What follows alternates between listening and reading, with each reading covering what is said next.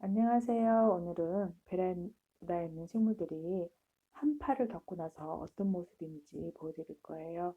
첫 번째 한파는 잘 넘겼는데요. 두 번째 한파가 오는 모습이 조금 달라요. 긴 한파를 겪고 나서 식물 상태가 좀 변한 모습이 있어서 그거 찍어드릴 거예요.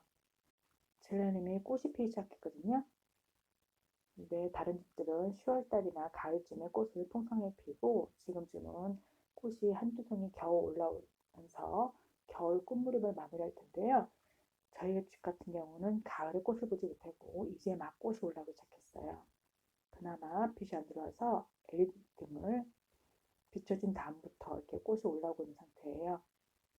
그리고 국화는 LED 불빛이 없는 자리이지만 실내 베란다에서 활동하고 있어서 그런지 새싹들이 올라오고 있어요.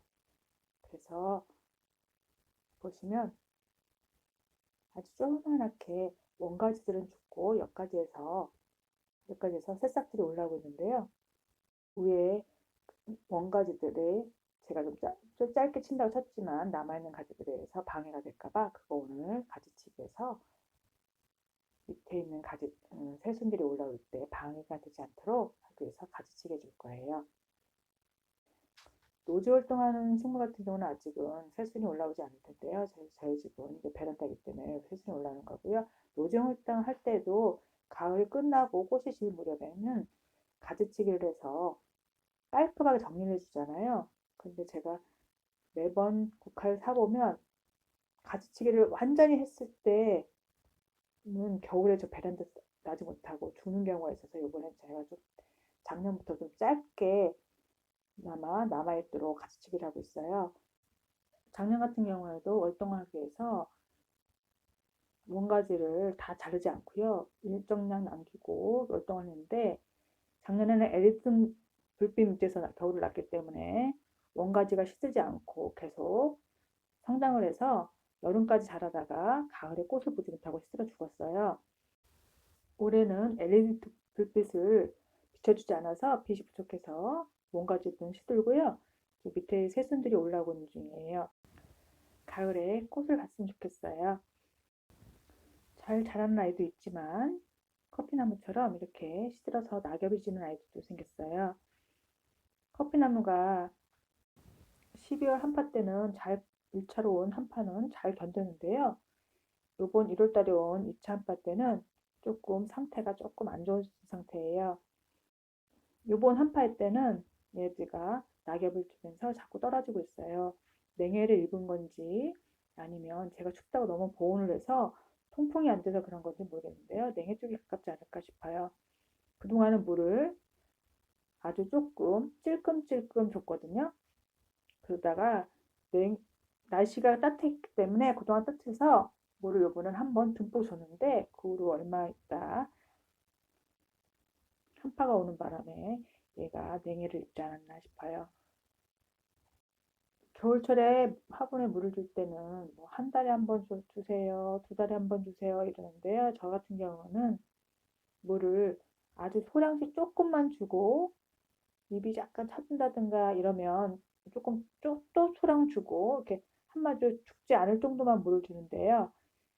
그동안 날씨가 워낙 따뜻해서 얘네들이 새싹도 보여주고 그래서 물을 좀 듬뿍 줘야겠다 싶어서 물을 줬더니 이런 불상사가 생겼어요. 그리고 커피나무가 그 베란다에서 노지 월동이 처음이라서 이런 실험착오가 생기는 것 같아요.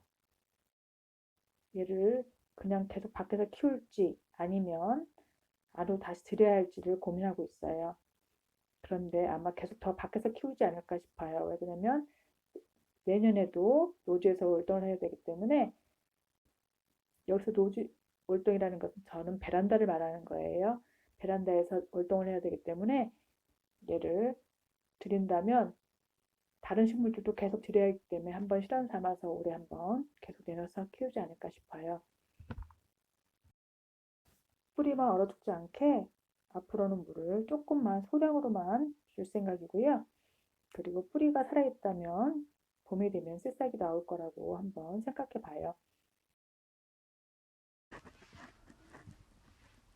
새싹들이 지금 많은 새싹들이 내가 9월 달에 파종을 했는데 이만큼 자랐거든요. 근데 더 많은 것들은 얼었다가 녹았다가 또 날씨가 추우면 물을 안 주니까 가물어서 또 말르기도 하고 그래서 새싹들이 발화는 잘 됐는데 제가 성장 과정을 제대로 지키지 못해서 많이 죽었어요. 많은 씨앗을 파종했었는데 아직 빛이 없어서 조그맣게 자라는 상태에서 그냥 겨울을 나고 있는 중이거든요. 그래서 지금 많이 죽었어요. 제가 물을 죽지 않을 만큼만 소량 준다고 했잖아요. 그래서 식물들이 냉해를 입어서 죽었다기보다는 그냥 말라서 죽은 경향이 더 크지 않을까 싶어요. 는 신문지를 덮어주고 아침에는 걷고 하는데요. 그 과정을 하다 보면 제가 어느 날은 좀 아침 일찍 날씨 좋으면 걷었다가 조금 추운 날은 조금 더 오후쯤까지 놔뒀다 신문지 덮었다가 걷었다가 어차피 저희 집은 빛이 안 들어오기 때문에 그런 과정을 반복하다 보니까요. 물을 주는 타이밍을 자꾸 놓쳐요. 겨울에는 물을 많이 주지 않지 않느냐 하실 건데요. 겨울에는 물 주는 텀이 길긴 하지만 건조한 날씨에서는 물을 주기도 해야 되잖아요. 근데 제가 물을 조금씩 찔끔찔끔 주니까 조금만 타임을 놓쳐도 식물들이 마르는 거예요. 특히 파종한 씨앗들은 물을 자주 줘서 성장할 수 있게끔 해줘야 되는데요. 매일매일 줘서 물을 축축하게 하지만 그래도 파종해서 새싹이 올라오면 일정 부분 물이 좀 마르는 기간을 주면서 물을 줘야 되잖아요. 근데 겨울에는 그게 어렵더라고요. 근데 너 그럼 왜 겨울에 새싹을 키우니? 그러는데요. 제가 9월 달에 파종하는 이유는 빛이 안 들어오기 때문에 저희 집은 남들이 자라는 것보다 서너 배는 더 오래 햇빛을 봐야 클 수 있어요. 9월 달쯤 파종을 해야 봄에 꽃을 볼 수 있어요. 이 토마토는 작년 봄에 심은 아이예요. 봄에 좀 컸다가 여름에 얼음땡 했다가 가을에 좀 컸다가 겨울에 얼음땡 하고 있는 상태거든요. 크기도 크지 않고 열매가 맺혔는데 열매가 토마토가 파란색에서 변하지 않고 있어요. 그래서 LED 등을 그나마 좀 멀리서라도 쓰게끔 해줬더니 그나마 지금 살짝 빨갛게 익고 있는데요. 하필 총체벌레가 생겨서 얘를 조금 옆에 있는 아이들은 죽었어요.